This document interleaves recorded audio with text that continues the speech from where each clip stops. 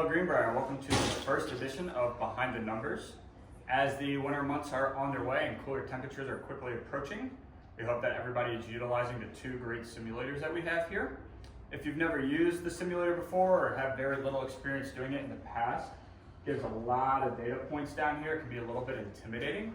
So we're going to do a new weekly segment where we take one or two of those data points, kind of relay to you guys and help you understand what they mean and how to help utilize them as you practice. So first two that we're going to look at here are arguably the most important, that is club path and face angle. So what is club path?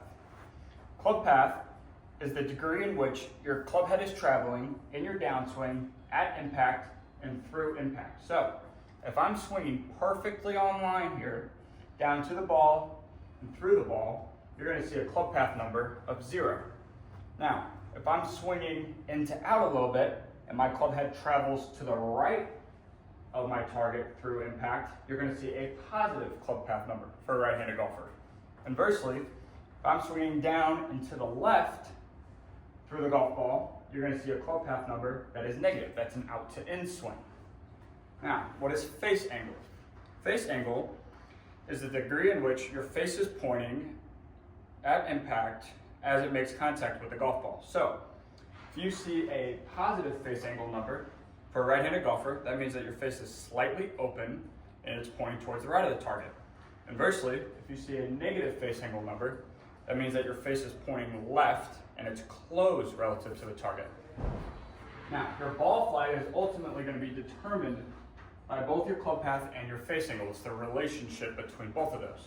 So, anytime that your face angle is less than your club path number, you're going to see a shot shape that moves from right to left. Inversely, if your face angle number is greater than your club path, you're going to see a shot shape that moves from left to right. Now, my typical shot shape is a draw, so I'm going to demonstrate here for you guys.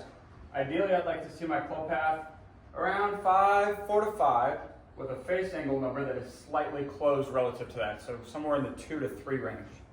So, see if I can demonstrate here.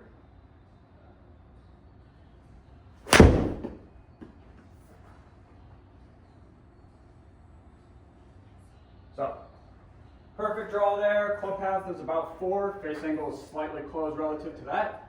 As you can see, it starts out to the right of my target and slightly draws back in. Now, I'm going to show you guys a fade here, or a cut, where I'm going to try to get my club path just a little bit negative with my face angle slightly open relative to that line.